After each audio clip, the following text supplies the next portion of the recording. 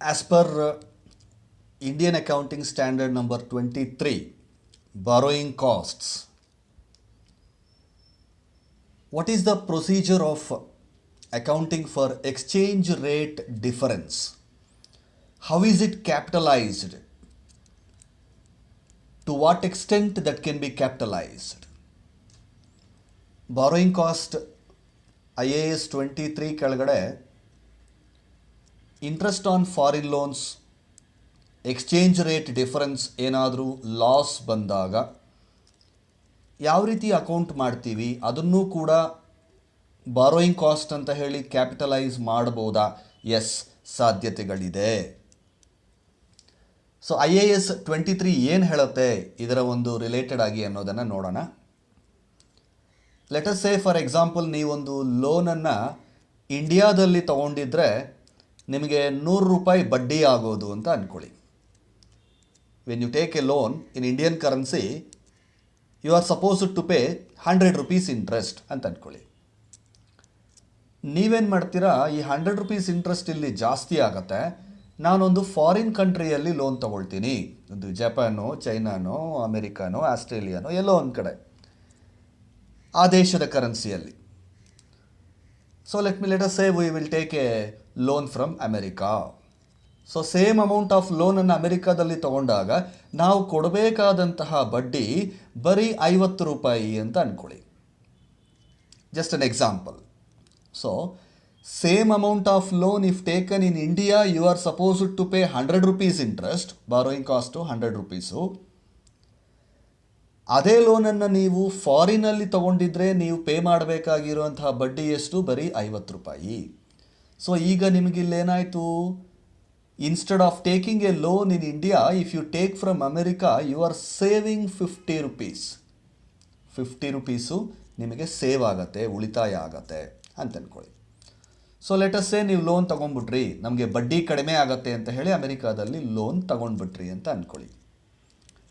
ನೀವು ತಗೊಳ್ಳೋವಾಗ exchange rate 75 rupees ಇತ್ತು ಪರ್ ಡಾಲರ್ ಅಂತ ಅಂದ್ಕೊಳ್ಳೋಣ. When you are taking the loan 75 rupees ಒಂದು ಡಾಲರ್ಗೆ ಅಂತ ಎಕ್ಸ್ಚೇಂಜ್ ರೇಟ್ ಇತ್ತು, ನೀವು ತಗೊಂಡ್ಬಿಟ್ರಿ. ನೀವು ಬಡ್ಡಿ ಕಡುವಂತಹ ಸಂದರ್ಭದಲ್ಲಿ, ನೀವು ಸಾಲವನ್ನು ವಾಪಸ್ ಮಾಡುವಂತಹ ಸಂದರ್ಭದಲ್ಲಿ ಏನಾಯಿತು, ಎಕ್ಸ್ಚೇಂಜ್ ರೇಟು 80 rupees ಆಗೋಯ್ತು. Try to understand. When you are taking the loan from America, the exchange rate was 75 rupees. ಅಂದರೆ ನಿಮಗೆ $1 ನೀವು ಅಲ್ಲಿಂದ ಸಾಲ ತೊಗೊಂಡು ಬಂದರೆ ನಿಮಗೆ ಇಲ್ಲಿ 75 rupees ಸಿಗ್ತಾ ಇತ್ತು. ವಾಪಸ್ ಕೊಡುವಂತಹ ಟೈಮಲ್ಲಿ $1 80 rupees ಆಗೋಗಿದೆ. ಇದರಿಂದ ನಿಮಗೆ ಏನು ಎಫೆಕ್ಟ್ ಆಗುತ್ತೆ ನೋಡಿ. ನೀವು ವಾಪಸ್ ಕೊಡಬೇಕಾದ್ರೆ 80 rupees $1ಗೆ ನೀವು ವಾಪಸ್ ಕೊಡಬೇಕು. ನೀವು ತಗೊಳ್ಳೋವಾಗ ನಿಮಗೆ ಲೋನ್ $1ಗೆ ನಿಮ್ಮ ಕೈಗೆ ಬಂದಿದ್ದೆಷ್ಟು? 75 rupees. But while repaying the loan you are paying 80 rupees. ನೋಡಿ, ಬಡ್ಡಿ ಕಟ್ಟೋದರ ಜೊತೆಗೆ ಫಾರಿನ್ ಕಂಟ್ರೀಸಲ್ಲಿ ಲೋನ್ ತಗೊಳ್ಳೋದ್ರಿಂದ ಇದೊಂದು ಪ್ರಾಬ್ಲಮ್ ಇದೆ ನಮಗೆ. ಎಕ್ಸ್ಚೇಂಜ್ ರೇಟ್ ಫ್ಲಕ್ಚುಯೇಷನ್ಸ್ ಆಗ್ತಿರೋದ್ರಿಂದ ನೀವು ತಗೊಳ್ಳೋ ಡೇಟ್ಗಿಂತ ಲೋನು ರೀಪೇಮೆಂಟ್ ಮಾಡೋ ಡೇಟಿಗೆ ಡಾಲರ್ ಪ್ರೈಸ್ ಏನಾದರೂ ಇನ್ಕ್ರೀಸ್ ಆಗೋಗಿದ್ರೆ ನೀವು ಆ ಹೆಚ್ಚಿನ ಹಣವನ್ನು ಅವರಿಗೆ ಕೊಡಬೇಕಾಗತ್ತೆ. ಅಂದರೆ ನಿಮಗೆ ಲಾಸ್ ಆಗುವಂತಹ ಚಾನ್ಸಸ್ ಇದೆ. ಸರಿ ಸರ್, ಇದನ್ನೇ ನಾವು ರಿವರ್ಸ್ ಆಗಿ ಥಿಂಕ್ ಮಾಡಿದ್ರೆ, ಲೆಟಸ್ ಸೇ ನಾವು ಅಮೆರಿಕಾದಿಂದ ಒಂದು ಲೋನ್ ತೊಗೊಂಡಾಗ ಡಾಲರ್ ಪ್ರೈಸು 80 rupees ಇತ್ತು, ನಮಗೆ 80 rupees ಬಂತು. ಲೆಟಸ್ ಸೇ ಒಂದೇ ಡಾಲರ್ ತೊಗೊಂಡ್ವಿ ಅಂತಂದರೆ ನಮಗೆ ಎಷ್ಟು ಬಂತು? 80 rupees ಬಂತು. 1 ವರ್ಷ ಆದಮೇಲೆ ನಾವು ವಾಪಸ್ ಕೊಡ್ತಾ ಇದ್ದೀವಿ. ವಾಪಸ್ ಕೊಡುವಾಗ 75 ರೂಪಾಯಿ ಆಗ್ಬಿಟ್ಟಿದೆ, ಕಡಿಮೆ ಆಗೋಗಿದೆ. ಅವಾಗ ನಮಗೆ ಲಾಭ ಬರುತ್ತಲ್ಲ ಸರ್? Yes, absolutely. ಯಾವಾಗ ಎಕ್ಸ್ಚೇಂಜ್ ರೇಟ್ ಡಿಕ್ರೀಸ್ ಆಗುತ್ತೋ ಆವಾಗ ನಿನಗೆ ಖಂಡಿತ ಲಾಭ ಬರುತ್ತೆ. ಆದರೆ ಇನ್ಕ್ರೀಸ್ ಆದಾಗ ಲಾಸ್ ಆಗುತ್ತೆ. ಆ ಲಾಸನ್ನು ನೀನು ಯಾವ ರೀತಿ ಅಕೌಂಟ್ ಮಾಡ್ತೀಯಾ? ಸೊ IAS 23 ಹೇಳುತ್ತೆ, ಆ ಒಂದು ಎಕ್ಸ್ಚೇಂಜ್ ರೇಟ್ ಡಿಫರೆನ್ಸನ್ನು ನೀನು ಬಾರೋಯಿಂಗ್ ಕಾಸ್ಟ್ ಅಂತಲೇ ತೋರಿಸಬಹುದು.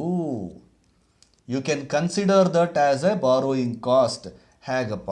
ಲೆಟಸ್ ಸೇ ಈಗಾಗಲೇ ನಾನು ನಿಮ್ಗೊಂದು ಎಕ್ಸಾಂಪಲ್ ಕೊಡ್ತಾ ಇದ್ದೆ. ಒಂದು ಲೋನ್ ತೊಗೊಂಡಿದ್ದೀವಿ ಫಾರಿನಲ್ಲಿ, 50 ರೂಪಾಯಿ ಬಡ್ಡಿ ಕಟ್ಟಬೇಕು. ಅದೇ ಲೋನ್ ಇಂಡಿಯಾದಲ್ಲಿ ತೊಗೊಂಡಿದ್ರೆ ನಾವು 100 ರೂಪಾಯಿ ಕಟ್ಟಬೇಕಾಗಿ ಬಂತು. ಈಗ ನಾವು 50 ರುಪೀಸ್ ಮಾತ್ರ ಕಟ್ತಾ ಇದ್ದೀವಿ. ಸಾಲವನ್ನು ತೀರಿಸೋ ಟೈಮ್ಗೆ ಡಾಲರ್ ರೇಟ್ ಫ್ಲಕ್ಚುಯೇಷನ್ ಆಗೋಗಿರೋದ್ರಿಂದ ನಮಗೆ ಒಂದು 30 ರೂಪಾಯಿ ಲಾಸ್ ಆಗ್ತಾ ಇದೆ. ಲೆಟಸ್ಸೇ ಒಂದು 30 ರುಪೀಸ್ ಲಾಸ್ ಆಗ್ತಾ ಇದೆ. ಸೊ ನಾವು ಆಲ್ರೆಡಿ ಬಡ್ಡಿ ಕಟ್ಟಿರೋದೆಷ್ಟು ಲೋನಿಗೆ 50 ರೂಪಾಯಿ.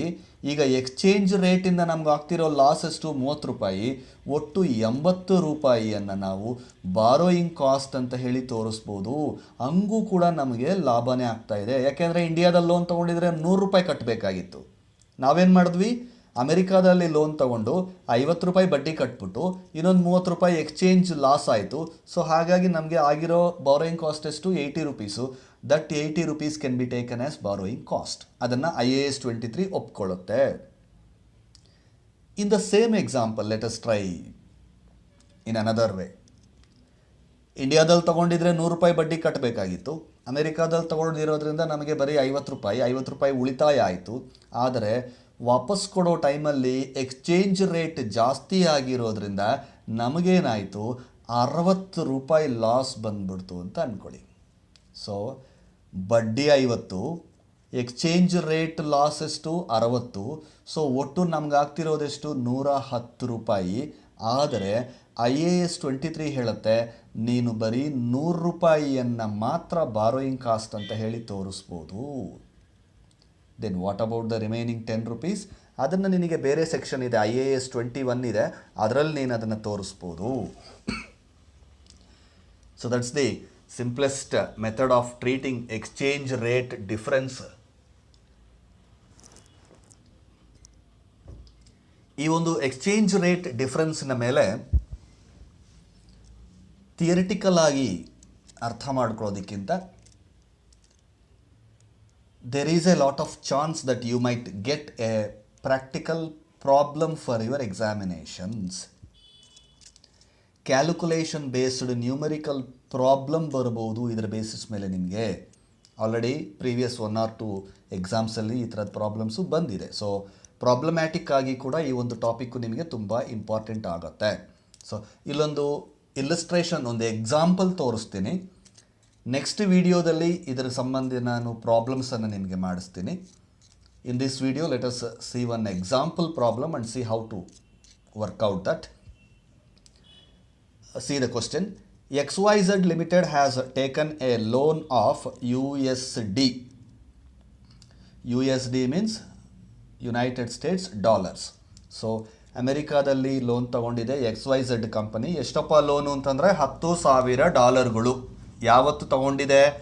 ಏಪ್ರಿಲ್ 1, 2012. 1ನೇ ತಾರೀಕು ಏಪ್ರಿಲ್ 2011ಕ್ಕೆ ಒಂದು ಲೋನನ್ನು ತಗೊಂಡಿದೆ. ಎಷ್ಟು ತಗೊಂಡಿದೆ? $10,000. 10,000 ರೂಪಾಯಿಗಳಲ್ಲ, $10,000 ಲೋನು ಈ XYZ ಕಂಪನಿ ತಗೊಂಡಿದೆ. ಆ್ಯಂಡ್ ಬಡ್ಡಿ ದರ ಎಷ್ಟಪ್ಪ? ರೇಟ್ ಆಫ್ ಇಂಟ್ರೆಸ್ಟ್ ಎಷ್ಟಪ್ಪ? 5% ಪರ್ ಆ್ಯನಮ್ ಪೇಯಬಲ್ ಆ್ಯನ್ಯುವಲಿ. ವರ್ಷಕ್ಕೆ 5% ಇಂಟ್ರೆಸ್ಟ್ಗೆ ತಗೊಂಡಿದೆ. ಅದಾಯಿತು. ನೆಕ್ಸ್ಟು, ಅವರು ಲೋನ್ ತಗೊಳ್ಳೋಂತಹ ಒಂದು ಡೇಟ್ಗೆ, ಅಂದರೆ on 1st April 2011 the exchange rate between the currencies was 45 rupees per US dollar. ಅವರು ಲೋನ್ ತಗೊಳ್ಳೋಂತಹ ಒಂದು ದಿನಕ್ಕೆ ಎಕ್ಸ್ಚೇಂಜ್ ರೇಟ್ ಎಷ್ಟಿತ್ತು? 45 rupees ಪರ್ ಡಾಲರ್. ಅಂದರೆ $1ಗೆ 45 ರೂಪಾಯಿ ಬರ್ತಾಯಿತ್ತು ಅವ್ರಿಗೆ. Exchange rate as on March 31st 2012 is 48 per USD. ನೋಡಿ ಏನಾಯಿತು, 31st March 2012 ಅಂದರೆ ಅವರು ಲೋನ್ ತಗೊಂಡಿಂದ ಎಕ್ಸಾಕ್ಟು 1 ಇಯರ್ಗೆ. ಏಪ್ರಿಲ್ 1 2011 ಅವರು ಲೋನ್ ತೊಗೊಂಡಿರೋದು. 31st March 2012 ಅಷ್ಟೊತ್ತಿಗೆ 45 ರೂಪಾಯಿ ಇರೋಂಥ US ಡಾಲರು 48 ರೂಪಾಯಿ ಆಗೋಯಿತು. ಅಂದರೆ ಏನಾಯಿತು, ಇವರಿಗೆ ಲಾಸ್ ಬರೋ ಸಿಚುವೇಶನ್ನು. ಡಾಲರ್ ರೇಟ್ ಜಾಸ್ತಿ ಆದರೆ ಇವರು ಲಾಸ್ ಕೊಡಬೇಕು. ಹೇಗೆ ಸರ್ ಇದು ಹೇಗೆ ವರ್ಕೌಟ್ ಆಗುತ್ತೆ? Let us say for example, ಒಂದು ಸಣ್ಣ ಎಕ್ಸಾಂಪಲ್ ತಗೊಳ್ಳೋಣ. ನಿನ್ನ ಫ್ರೆಂಡ್ ಹತ್ರ ಒಂದು ಮೊಬೈಲ್ ಇದೆ, ಒಂದು ಮೊಬೈಲ್ ಫೋನ್ ಇದೆ. ಮಾರ್ಕೆಟಲ್ಲಿ ಅದರ ಪ್ರೈಸು 10,000 ರೂಪಾಯಿ. ಇವತ್ತು ಮಾರ್ಕೆಟಲ್ಲಿ 10,000 ರೂಪಾಯಿ ಅದರ ಪ್ರೈಸು ಅಂತ ಅನ್ಕೋ. ನೀನು ಅವನ ಹತ್ರ ಅದನ್ನು ತೊಗೊಂಡಿದ್ಯಾ, ಕೊಡೋ ನಾನು ನೋಡ್ಕೊಡ್ತೀನಿ, ಒಂದು ದಿನ ಯೂಸ್ ಮಾಡ್ಕೊಂಡು ಕೊಡ್ತೀನಿ ಕೊಡೋ ಅಂತ ತೊಗೊಂಡೋಗಿದ್ಯಾ. ಅವ್ನು ಹೇಳ್ತಾನೆ ನನಗೇನಾರು ಆದರೆ ನನಗೆ ಸೇಮ್ ಫೋನ್ ಕೊಟ್ಬಿಡ್ಬೇಕು ವಾಪಸ್ ಅಂತಾನೆ. ಆಯ್ತಪ್ಪ ಕೊಡ್ತೀನಿ ಅಂತ ತೊಗೊಂಬಂದಿರ್ತೀಯ. ಸೊ ತೊಗೊಂಡೋಗಿ ನೀನು ಮನೇಲಿ by chance something happened, it fell out of your hand, it broke, ಮುರಿದೋಗ್ಬಿಡುತ್ತೆ, ರಿಪೇರಿ ಆಗಿಬಿಡುತ್ತೆ, ಕೆಟ್ಟು ಹೋಗ್ಬಿಡುತ್ತೆ, ಹೊಸ ಫೋನು.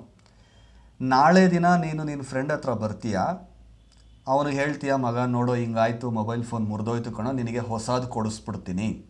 ಅವನು ಹೇಳ್ತಾನೆ ಆಯಿತು ನನಗೆ ಹೊಸದು ಕೊಡಿಸ್ಬಿಡು, ನಡಿ ಅಂತ ಇಬ್ಬರು ಮಾರ್ಕೆಟ್ಗೆ ಹೋಗ್ತಾರೆ, ಅಂಗಡಿಗೆ ಹೋಗ್ತಾರೆ. ಅಂಗಡಿಗೆ ಹೋದಾಗ ಹೇಳ್ತಾನೆ ಅವನು, sir same model mobile phone ಇವತ್ತು 12,000 ರೂಪಾಯಿ, ನೆನ್ನೆ 10,000 ಇತ್ತು, ಇವತ್ತು ರೇಟ್ ಜಾಸ್ತಿ ಆಗೋಗಿದೆ ಸರ್, ಡಿಫ್ರೆನ್ಸ್ ಇವತ್ತು ಟ್ಯಾಕ್ಸ್ ರೇಟ್ ಜಾಸ್ತಿ ಆಗೋಗಿದೆ, ಸಮಥಿಂಗ್ ಯಾವುದೋ ಒಂದು ರೀಸನ್ನು ಇವತ್ತು ಜಾಸ್ತಿ ಆಗೋಗಿದೆ. ಸೊ ಅಲ್ಲಿಗೆ ನಿನಗೇನಾಯಿತು, 2,000 ರೂಪಾಯಿ ಅಡಿಷ್ನಲ್ ಆಗಿ ನೀನು ಇನ್ನು ಎಷ್ಟಾದರೂ ಸರಿ ಅವನಿಗೆ ನೀನು ಹೇಳೋಕ್ಕಾಗಲ್ಲ, ನೋಡೋ 12,000 ರೂಪಾಯಿ ಆಗೋಗಿದೆ, ನಾನು ನಿನಗೆ ಮೊಬೈಲ್ ಕೊಡಿಸಲ್ಲ, ಒಂದು ಕೆಲಸ ಮಾಡ್ತೀನಿ 10,000 ಕೊಟ್ಬಿಡ್ತೀನಿ ತಗೋ. ಅವನು ಹೇಳ್ತಾನೆ ನನಗೆ ಬೇಕಾಗಿಲ್ಲ ಮಗ, ನೀನು 10,000 ಬೇಡ ಏನು ಬೇಡ, ನನ್ನ ಮೊಬೈಲ್ ನನಗೆ ಕೊಡಿಸು ಸಾಕು ಅಲ್ವಾ. ಸೊ ಅವನು 10,000 ತೊಗೊಳೋದಕ್ಕೆ ರೆಡಿ ಇಲ್ಲ, ಅವನಿಗೆ ಮೊಬೈಲೇ ಬೇಕು. ಸೊ ನೀನು 12,000 ರೂಪಾಯಿ ಈಗ ಕೊಡಲೇಬೇಕಾಗತ್ತೆ. 2,000 ರೂಪಾಯಿ ನೋಡಿ ಹೆಚ್ಚಿಗೆ ಆಗೋಯ್ತು. ಅದೇ ರೀತಿಯೇ ಇಲ್ಲಿ ನೀನು ಅಮೆರಿಕನ್ ಬ್ಯಾಂಕಿಗೆ ಹೇಳೋಕ್ಕಾಗಲ್ಲ, ನೋಡ್ರಿ ನಾನು ಲೋನ್ ತೊಗೋಬೇಕಾದ್ರೆ 45 ರೂಪಾಯಿ ಇತ್ತು ಡಾಲರು, ನಾನು 45 ರೂಪಾಯಿ ಲೆಕ್ಕದಲ್ಲೇ ಕೊಡ್ತೀನಿ ಅಂದರೆ ಅವ್ನು ಕೇಳಲ್ಲ. ಇವತ್ತಿನ ಮಾರ್ಕೆಟ್ ಬೆಲೆ ಏನಿದೆ 48 ಇದೆ, 48 ರೂಪೀಸ್ ಲೆಕ್ಕದಲ್ಲೇ ನನಗೆ ಲೋನ್ ತೀರಿಸು ಅಂತ ಹೇಳ್ತಾನೆ ಅವನು. ಸೊ ಎಕ್ಸ್ಚೇಂಜ್ ರೇಟ್ ಜಾಸ್ತಿ ಆಗಿದೆ ಅಂತಂದರೆ ಅದು ನಮಗೆ ಲಾಸ್ ಆಗುತ್ತೆ ಖಂಡಿತ. ಸೊ ಇಲ್ಲಿ ನೋಡಿ 1 ಇಯರ್ಗೆ 45 ಇದ್ದಿದ್ದು 48 ಆಗೋಗಿದೆ. The corresponding amount could have been borrowed by XYZ limited in local currency at an interest rate of 11% per annum. ಇವನೇನು ಮಾಡ್ಬೋದಿತ್ತು, ಇದೇ ಅಮೌಂಟನ್ನು ಇವನು ಅಮೆರಿಕಾದಲ್ಲಿ ಲೋನ್ ತಗೊಳ್ದಿರ ಇಂಡಿಯಾದಲ್ಲೇ ಲೋನ್ ತೊಗೊಂಡಿದ್ದಿದ್ರೆ 11% ಇಂಟ್ರೆಸ್ಟ್ ಆಗ್ತಾಯಿತ್ತು ಇವನಿಗೆ. ಇವನು ಯಾಕೆ ಹೇಳಿ ಅಮೆರಿಕಾದಲ್ಲಿ ಲೋನ್ ತೊಗೊಂಡಿದ್ದು, ಅಲ್ಲಿ ಬಡ್ಡಿ ಕಡಿಮೆ ಅಂತ. ಎಷ್ಟು ಅಲ್ಲಿ ನೋಡಿ 5%. ಸೊ 5% ನನಗೆ ಇಲ್ಲಿ 11% ಕೊಡಬೇಕು, ಸೊ ನನಗೆ ಸೇವ್ ಆಗುತ್ತೆ, ಉಳಿತಾಯ ಆಗುತ್ತೆ, ಲಾಭ ಆಗುತ್ತೆ ಅಂತ ಹೇಳಿ ಇಂಡಿಯಾದಲ್ಲಿ ಲೋನ್ ತಗೊಳ್ದಿರ ಅವನೇನು ಮಾಡ್ತಾನೆ, ಫಾರಿನಲ್ಲಿ ಹೋಗಿ ಲೋನು ತಗೊಳ್ತಾನೆ. ಈಗ ಈ ಒಂದು ಸಿಚುವೇಷನಲ್ಲಿ ಅವನಿಗೆ ಲಾಭ ಆಗುತ್ತಾ ನಷ್ಟ ಆಗುತ್ತಾ, ಅವನು ಎಷ್ಟು ಕೊಡಬೇಕಾಗತ್ತೆ ವಾಪಸ್ಸು, ಬಾರೋಯಿಂಗ್ ಕಾಸ್ಟ್ ಎಷ್ಟಾಗುತ್ತೆ ಅನ್ನೋದನ್ನು ಕ್ಯಾಲ್ಕುಲೇಟ್ ಮಾಡೋಣ. Let us C solution. ಇಂಥ ಒಂದು ಕ್ವಶನ್ನು ನಿಮಗೆ ಎಕ್ಸಾಮಲ್ಲಿ ಇದೇ ರೀತಿಯಾದಂಥ ಕ್ವಶನ್ ಬರ್ಬೋದು. ನಾವು ಇದಕ್ಕೆ ಕ್ಯಾಲ್ಕುಲೇಷನ್ಸ್ ಯಾವ ರೀತಿ ಮಾಡ್ತೀವಿ ನೋಡಿ. Interest for the period $10,000 at 5% per annum. ಬಡ್ಡಿ ಲೋನ್ ತಗೊಂಡಿದ್ದು ಏಪ್ರಿಲ್ 1, 2011, 31 ಮಾರ್ಚ್ 2012 ಅಷ್ಟೊತ್ತಿಗೆ ಲೋನ್ ತಗೊಂಡು 1 ಇಯರ್ ಆಗೋಗಿದೆ. ಈಗ 1 ಇಯರ್ಗೆ ನಾವು ಏನು ಕಟ್ಟಬೇಕು, ಇಂಟ್ರೆಸ್ಟ್ ಪೇ ಮಾಡಬೇಕು. ಇಂಟ್ರೆಸ್ಟ್ ಪೇ ಮಾಡಿ ಲೋನ್ ತಗೊಂಡಿರೋದೆಷ್ಟು, $10,000. $10,000 ಇಂಟು 5%, $10,000 ಇಂಟು 5% ಎಷ್ಟು, ಇಂಟು 5/100 ಅಂದರೆ $500. $500 ಇಂಟ್ರೆಸ್ಟ್ ಆಗುತ್ತೆ. ಆದರೆ ನಾವು ಅದನ್ನು ಇಂಡಿಯನ್ ರುಪೀಸಲ್ಲಿ ತಾನೇ ವಾಪಸ್ ಕೊಡಬೇಕಾಗತ್ತೆ, ಇಂಡಿಯನ್ ರುಪೀಸಲ್ಲಿ ಕನ್ವರ್ಟ್ ಮಾಡಬೇಕಾಗತ್ತಲ್ಲ. ಸೊ $500 ಈಗ 48 ರೂಪೀಸ್ ರೇಟ್ ಇರೋದ್ರಿಂದ 500 into 48 you will get 24,000 rupees interest. ಅರ್ಥ ಮಾಡ್ಕೊಳ್ಳಿ, 24,000 ರೂಪೀಸ್ ಇಂಟ್ರೆಸ್ಟ್ ನಮಗೆ ಹೇಗೆ ಬಂತು, $10,000 ನಾವು ಸಾಲ ತೊಗೊಂಡಿದ್ದೀವಿ. $10,000 ಮೇಲೆ 5% ಇಂಟ್ರೆಸ್ಟು ಅಂತಂದರೆ $500 ಆಗುತ್ತೆ. ಅದನ್ನು ಇಂಡಿಯನ್ ರುಪೀಸ್ಗೆ ಹಾಗೆ ಕನ್ವರ್ಟ್ ಮಾಡಿ, $1ಗೆ 48 ರೂಪೀಸ್ ಇದೆ. So $500 into 48 rupees 24,000. ಇಲ್ಲಿ ಇನ್ನೊಂದು ಪಾಯಿಂಟ್ ನೀವು ಅರ್ಥ ಮಾಡ್ಕೋಬೇಕು ಸರ್. ಈಗ 48 ಹಾಕ್ಕೊಳ್ತಾ ಇದ್ದೀವಲ್ಲ, 45 ತಾನೇ ಲೋನ್ ತಗೊಳ್ಳೋವಾಗ 45 ಲೋನ್ ತಗೊಳ್ಳೋವಾಗ ಅಮೆರಿಕಾಯಿಂದ ದುಡ್ಡು ನಮಗೆ ಬಂತು. ಸೊ ನಮ್ಮ ಕೈಗೆ ಬಂದಿದ್ದು 45. ಈಗ 1 ಇಯರ್ ಆಗೋಯ್ತು. ಈಗ ಇಂಟ್ರೆಸ್ಟು ನಾವು ಕೊಡ್ತಾ ಇದ್ದೀವಿ ಅಮೆರಿಕನ್ ಬ್ಯಾಂಕ್ಗೆ. ಈಗ ದುಡ್ಡು ನಮ್ಮ ಕೈಯಿಂದ ಅಮೆರಿಕಾಗೆ ಹೋಗ್ತಾ ಇದೆ. ಸೊ ಬಡ್ಡಿ ಕಟ್ಟೋ ಟೈಮಿಗೆ ಅಮೆರಿಕನ್ ಡಾಲರಿನ ಬೆಲೆ 48. ಲೋನ್ ತಗೊಳ್ಳೋವಾಗ 45 ಇತ್ತು, ಬಟ್ ಲೋನ್ ತಗೊಳ್ಳೋ ದಿನಾನೇ ನಾನು ಬಡ್ಡಿ ಕಟ್ತೀನಾ? ಲೋನ್ ತಗೊಂಡು ಬಂದ್ಬಿಡ್ತೀನಿ, 1 ಇಯರ್ ಆದಮೇಲೆ ಬಡ್ಡಿ ಕಟ್ತೀನಿ. ಸೊ 1 ಇಯರ್ ಆಗಿದೆ, ಈಗ ಇಂಟ್ರೆಸ್ಟ್ ಪೇ ಮಾಡ್ತಾ ಇದ್ದೀನಿ, ಈಗ 48 ಇದೆ. So you have to use 48. Don't confuse. Loan ತಗೊಳ್ಳೋ ಟೈಮಲ್ಲಿರುವಂತಹ ಎಕ್ಸ್ಚೇಂಜ್ ರೇಟು ನಮಗೆ ಬೇಕಾಗಿಲ್ಲ. ಲೋನ್ ವಾಪಸ್ ಕೊಡೋ ಟೈಮಲ್ಲಿ ಏನಿದೆಯೋ ಅದರ ಪ್ರಕಾರ ನಮಗೆ ಇಂಟ್ರೆಸ್ಟು ಬೀಳುತ್ತೆ. ಸೊ ಹಾಗಾಗಿ $500 ಇಂಟು 48 ರೂಪೀಸ್, 24,000 ರೂಪೀಸ್ ಇದು ಇಂಟ್ರೆಸ್ಟ್ ಆಯ್ತಲ್ಲ. ಅದನ್ನು ಒಂದು ಕಡೆ ಹಾಗೆ ಇಡಿ. ಇಂಟ್ರೆಸ್ಟನ್ನು ಕ್ಯಾಲ್ಕುಲೇಟ್ ಮಾಡಿದ್ದೀವಿ. ಇದು ಯಾವುದು? Interest on foreign loan. Next, increase in liability towards the principal amount. ಅಂದರೆ ಈಗ 1 ಇಯರ್ ಆಗಿದೆ, ಬಡ್ಡಿ 24,000 ರೂಪೀಸ್ ಕಟ್ತೀವಿ, ಜೊತೆಗೆ ಸಾಲನೂ ವಾಪಸ್ ಕೊಟ್ಟುಬಿಡ್ತೀವಿ. ಎಷ್ಟು ಸಾಲ ತೊಗೊಂಡಿದ್ದೀವಿ ನಾವು? $10,000. $10,000ಗೆ ಫಸ್ಟ್ ಪಾಯಿಂಟಲ್ಲಿ ನಾವು ಕ್ಯಾಲ್ಕುಲೇಟ್ ಮಾಡಿದ್ದು ಇಂಟ್ರೆಸ್ಟು. ಈಗ ಅಸಲು ಪ್ರಿನ್ಸಿಪಲ್ ಅಮೌಂಟು ಕೂಡ ನಾವು ವಾಪಸ್ ಕೊಟ್ಬಿಡ್ತೀವಿ. ಪ್ರಿನ್ಸಿಪಲ್ ಅಮೌಂಟ್ ಎಷ್ಟು? $10,000 ತೊಗೊಂಡಿರೋದು ನಾವು. ಸೊ $10,000 ನಾವು ವಾಪಸ್ ಕೊಡಬೇಕಾದ್ರೆ ನಮಗೆ $1ಗೆ $3 ಜಾಸ್ತಿ ಆಗೋಗಿದೆ. ನೋಡಿ, ಈಗ ನಾವು ವಾಪಸ್ ಕೊಡಬೇಕಾಗಿರೋದು 48, ಬಟ್ ನಮಗೆ ಬಂದಿದ್ದು 45. ನಾವು ತಗೊಳ್ಳೋವಾಗ ಲೋನು 45, ಈಗ ವಾಪಸ್ ಕೊಡಬೇಕಾದ್ರೆ 48. ಸೊ $3 ನಾವು ಜಾಸ್ತಿ ಕೊಡಬೇಕು. ಸೊ $10,000ಗೆ $1ಗೆ $3 ಅಂದರೆ 10,000 into 3, $30,000 increase in liability towards principal. ಅಸಲನ್ನು ವಾಪಸ್ ಕೊಡಬೇಕಾದಂತಹ ಸಂದರ್ಭದಲ್ಲಿ ನಮಗಾಗುವಂತಹ ಲಾಸು. ಏಕೆಂದರೆ ನಾವು ಲೋನ್ ನಮ್ಮ ಕೈಗೆ ಬರೋವಾಗ 45 ರೂಪೀಸ್ ಲೆಕ್ಕದಲ್ಲಿ ಬಂತು. ಈಗ ಲೋನನ್ನು ವಾಪಸ್ ಕೊಡಬೇಕಾದ್ರೆ ನಾವು 48 ರೂಪೀಸ್ ಲೆಕ್ಕದಲ್ಲಿ ಅವರಿಗೆ ವಾಪಸ್ ಕೊಡಬೇಕು. ಸೊ $1ಗೆ $3 ಜಾಸ್ತಿ ಆಗೋಗಿದೆ. ಅಂದರೆ $10,000ಗೆ 10,000 ಇಂಟು 3, $30,000 ನಮಗೀಗ ಇದು ಲಾಸ್ ಆಗುತ್ತೆ. Exchange rate difference. Exchange rate difference 30,000. So ಮೊದಲನೇ ಪಾಯಿಂಟಲ್ಲಿ ಇಂಟ್ರೆಸ್ಟ್ ಕ್ಯಾಲ್ಕುಲೇಟ್ ಮಾಡಿದ್ದೀವಿ, ಎರಡನೇ ಪಾಯಿಂಟಲ್ಲಿ ಎಕ್ಸ್ಚೇಂಜ್ ರೇಟ್ ಡಿಫರೆನ್ಸು ಲಾಸನ್ನು ಕ್ಯಾಲ್ಕುಲೇಟ್ ಮಾಡಿದ್ದೀವಿ. ಮೂರನೇ ಪಾಯಿಂಟಲ್ಲಿ ಏನು ಮಾಡ್ತಾ ಇದ್ದೀವಿ? Interest if loan taken in India. ಈ ತಲೆನೋವು ಯಾವುದೂ ಇರಲಿಲ್ಲ. ಅಮೆರಿಕಾದಲ್ಲಿ ತಗೊಳ್ದಿರ ಸೈಲೆಂಟಾಗಿ ಇಂಡಿಯಾದಲ್ಲೇ ನಾವು ಲೋನ್ ತೊಗೊಂಡಿದ್ದಿದ್ದರೆ ನಮಗೆ ಎಷ್ಟು ಬಡ್ಡಿ ಆಗ್ತಾಯಿತ್ತು ನೋಡಿ. $10,000 ನಾವು ತೊಗೊಂಡಿರೋದು. $10,000 ಆಗಿನ ಲೆಕ್ಕದಲ್ಲಿ ನಮಗೆ $1ಗೆ 45 ಅಂದರೆ 10,000 ಇಂಟು 45, ದಟ್ ಮೀನ್ಸ್ 4,50,000 ರೂಪೀಸ್ ನಮ್ಮ ಕೈಗೆ ಬಂದಿದ್ದು. ಅದೇ 4,50,000 ರೂಪೀಸನ್ನು ನಾವು ಇಂಡಿಯಾದಲ್ಲೇ ಲೋನ್ ತೊಗೊಂಡಿದ್ದಿದ್ರೆ 11% ಬಡ್ಡಿ ಆಗ್ತಾಯಿತ್ತು. ಕ್ವಶನಲ್ಲಿ ಮೆನ್ಷನ್ ಮಾಡಿದಾರಲ್ಲ, 11% ಬಡ್ಡಿ ಆಗ್ತಾಯಿತ್ತು. ಸೊ 4,50,000 ರೂಪೀಸ್ ಇಂಟು 11/100 ಕ್ಯಾಲ್ಕುಲೇಟ್ ಮಾಡಿದ್ರೆ 49,500. ಏನಿದು 49,500? ಈ ಲೋನನ್ನು ಅಮೆರಿಕಾದಲ್ಲಿ ಅಲ್ಲದಿರ ಇಂಡಿಯಾದಲ್ಲೇ ತಗೊಂಡಿದ್ದರೆ ನಮಗೆಷ್ಟು ಬಡ್ಡಿ ಆಗ್ತಾ ಇತ್ತು? Instead of taking this loan in America, if we have taken this loan in India, we are supposed to pay 49,500 rupees. ಇಂಡಿಯಾದಲ್ಲೇ loan ತೊಗೊಂಡಿದ್ದಿದ್ರೆ 49,500 ರೂಪಾಯಿ ಆಗ್ತಾಯಿತ್ತು. ಬಟ್ ಫಾರಿನಲ್ಲಿ ತೊಗೊಂಡಿದ್ದಕ್ಕೆ ನಮಗೇನಾಯಿತು? 24,000 ರೂಪಾಯಿ ಅಷ್ಟು ಇಂಟ್ರೆಸ್ಟ್ ಅಷ್ಟೇ. ಬಟ್ ಇಂಟ್ರೆಸ್ಟಿನ ಜೊತೆಗೆ ನಮಗೆ ಬೇರೆ ಲಾಸ್ ಆಯಿತು. ಯಾವುದು? Exchange rate difference. ಆ ಎಕ್ಸ್ಚೇಂಜ್ ರೇಟ್ ಡಿಫ್ರೆನ್ಸನ್ನು ನಾವೀಗ ಬಾರೋಯಿಂಗ್ ಕಾಸ್ಟಿಗೆ ಸೇರಿಸಬೇಕು. ಎಕ್ಸ್ಚೇಂಜ್ ರೇಟ್ ಡಿಫ್ರೆನ್ಸ್ ಎಷ್ಟಿದೆ? 30,000. 30,000ನೂ ನಾವು ಸೇರಿಸೋ ಹಾಗಿಲ್ಲ ಬಾರೋಯಿಂಗ್ ಕಾಸ್ಟ್ಗೆ.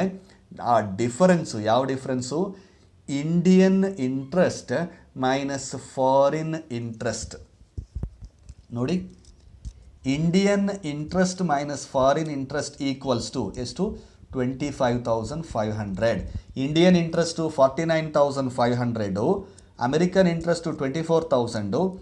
ಅವೆರಡರ ಡಿಫರೆನ್ಸ್ ಏನಿದೆ, ಈ 25,500 ಇದೆಯಲ್ಲ, ಇದನ್ನು ಬಾರೋಯಿಂಗ್ ಕಾಸ್ಟ್ಗೆ ನಾವು ಸೇರಿಸ್ಬೋದು.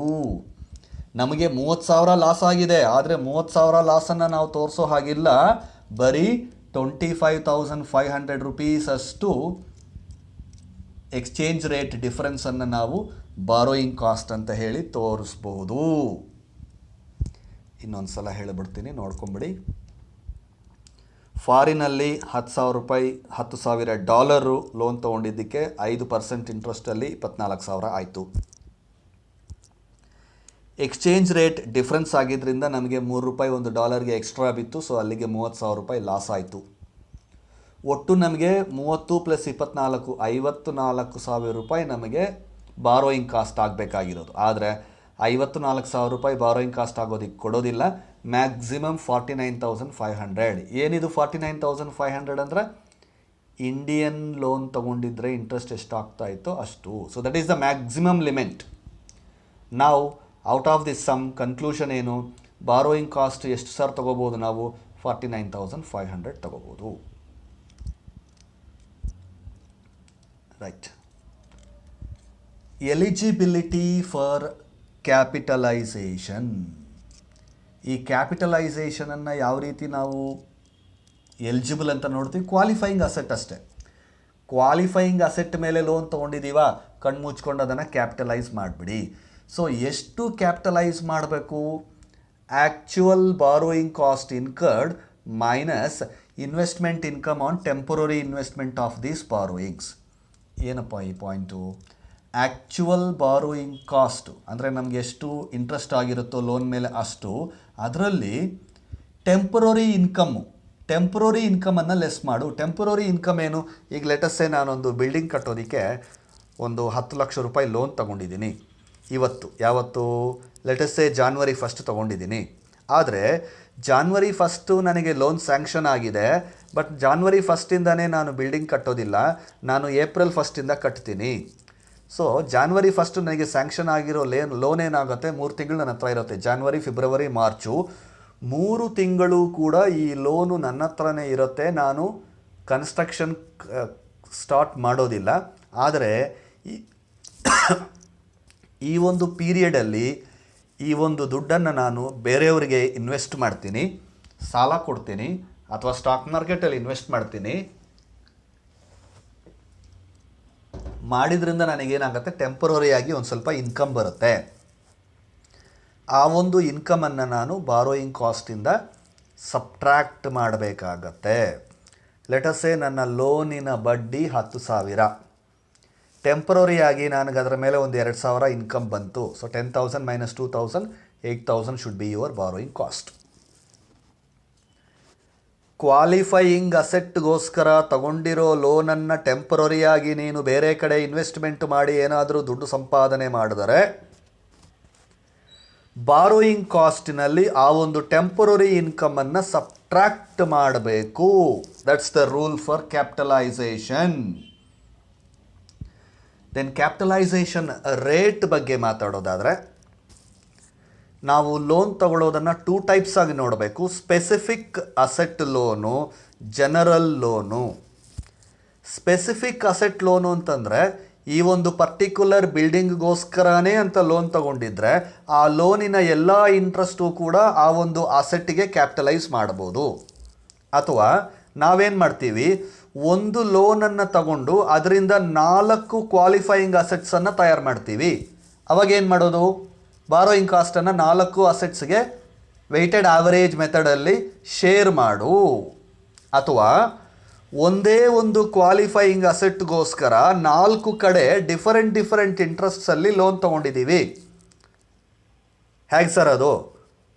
ಒಂದು 50 ಲಕ್ಷ ರೂಪಾಯಿ ಅಸೆಟ್ಟನ್ನು ನಾನು ಮಾಡ್ತಾಯಿದ್ದೀನಿ, ಕ್ವಾಲಿಫೈಯಿಂಗ್ ಅಸೆಟ್ಟು.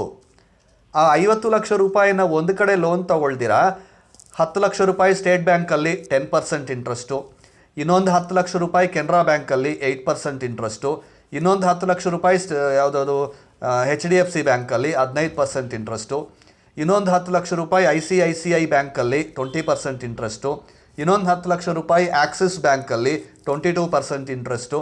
ಈ ಥರ ಒಂದೇ ಒಂದು ಕ್ವಾಲಿಫೈಯಿಂಗ್ ಅಸೆಟ್ಟುಗೋಸ್ಕರ ಸುಮಾರು ಕಡೆ ಬೇರೆ ಬೇರೆ ಇಂಟ್ರೆಸ್ಟುಗಳಿಗೆ ನಾವು ಸಾಲವನ್ನು ತಗೊಂಡಿದ್ದರೆ ಬಾರೋಯಿಂಗ್ ಕಾಸ್ಟನ್ನು ಯಾವ ರೇಟಲ್ಲಿ ಕ್ಯಾಲ್ಕುಲೇಟ್ ಮಾಡ್ತೀವಿ ಅಂತಂದರೆ, capitalisation rate is equals to weighted average of the borrowing cost.